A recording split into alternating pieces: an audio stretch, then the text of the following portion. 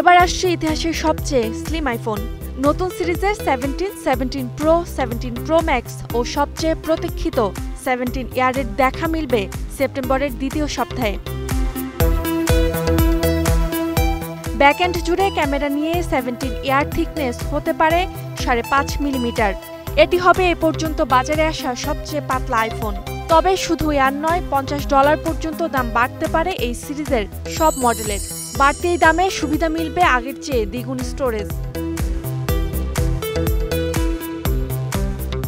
যুক্তরাষ্ট্রে আইফোন 17 কিনতে গুনতে হতে পারে $799, 17 প্রো 1049, 17 প্রো ম্যাক্স 1249 আর 17 এয়ারের দাম পড়বে $949। এই সিরিজে সবচেয়ে দামি 17 প্রো ম্যাক্স আর সবচেয়ে কমে মিলবে 17।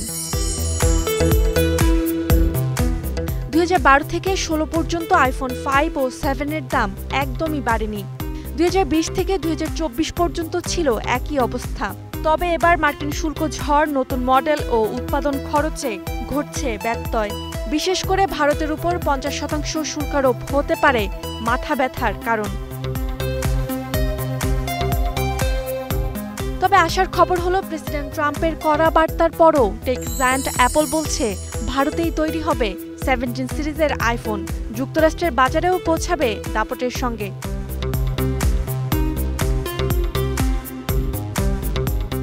Roksana Rimi, star news.